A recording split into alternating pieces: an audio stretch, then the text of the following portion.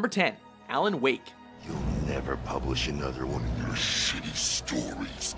In Alan Wake, players incarnate the game's titular hero, who, after a long bout of writer's block, is suddenly in the clutches of an otherworldly darkness.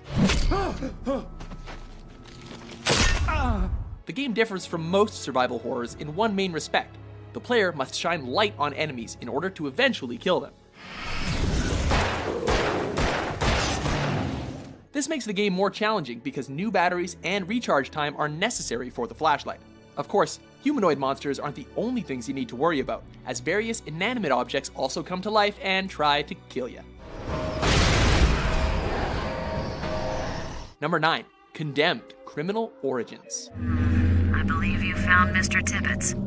Serial killers abound in this survival horror classic about an FBI agent trying to make it out alive in a city gone mad. The gameplay provides a visceral experience that is altogether unlike standard first-person shooters, giving the player access to hard-hitting melee weapons like 2x4s and pipes instead of conventional firearms. This focus on melee, coupled with a gritty and unsettling mood, makes for an experience that will have you on the edge the entire way through. Number 8, The Last of Us. Man, can't deny that view. Let me explain why this is at number 8. While it does have the survival factor down pat, its horror elements are lacking compared to the rest on the list. But the game was too good to be ignored, as this one sets itself apart with an engaging story and a realistic combat system.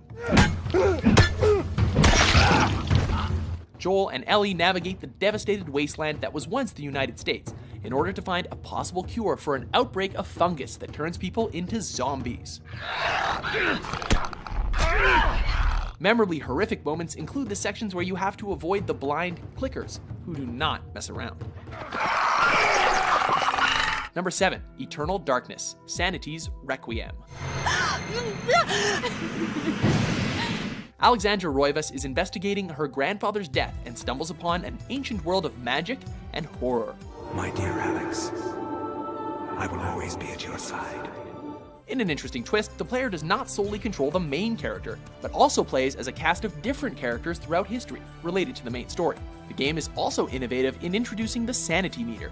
As it gets lower, the game starts to mess with the player's mind, distorting the line between hallucination and reality.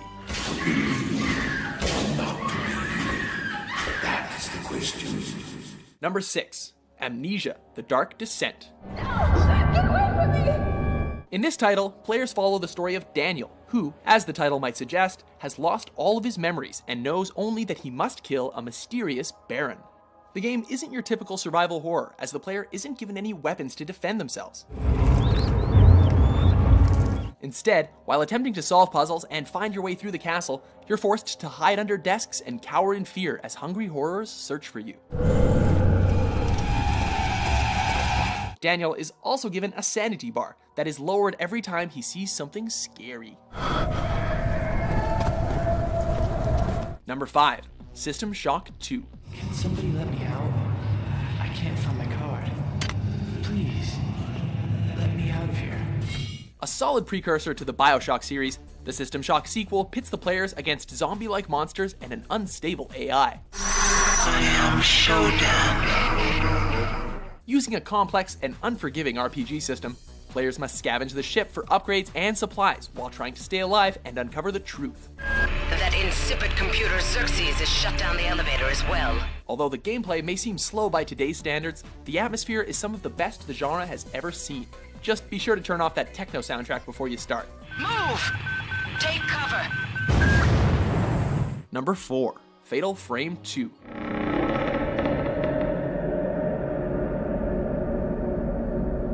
There's a reason Japanese horror works so well.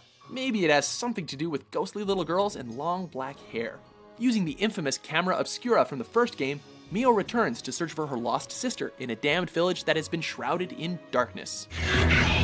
Mio! Using the camera, the player is provided with different types of film that act as ammunition against the vengeful spirits. This game has great shock moments that are sure to scare the pants off you. Number 3, Dead Space. Combining all the sci-fi horror goodness of such films as Event Horizon and Alien, the first installment of the Dead Space series showed us just how scary survival could be in deep space. At least, showed everyone who wasn't lucky enough to have played System Shock 2. Protagonist Isaac Clarke contends with a ship filled to the brim with zombie-like aliens. Using the plasma cutter and various cobbled-together, yet surprisingly effective weapons, Isaac must dismember the mindless necromorphs limb by limb in order to kill them. That, or suffer the same fate himself. Number 2. Resident Evil Remake. This remains one of the best examples of a video game remake done right, and it's no coincidence that it should find itself on this list, as Resident Evil was the seminal game of the whole genre. As either Chris or Jill, you navigate a creepy old mansion and fight the undead horrors within. In the remake, the main changes are notably better voice acting for the characters, as compared to the original, What a mansion! a defense weapon that helps players when they're grabbed by a zombie, and the terrifying Crimson Heads. The graphics are also notably enhanced, and still look great despite being a decade old, and a lot of the in-game puzzles are different, which creates new challenges for old players. Before we unveil our top pick, here are a few honorable mentions. That we did. I'd say we were more than fair. Paragons.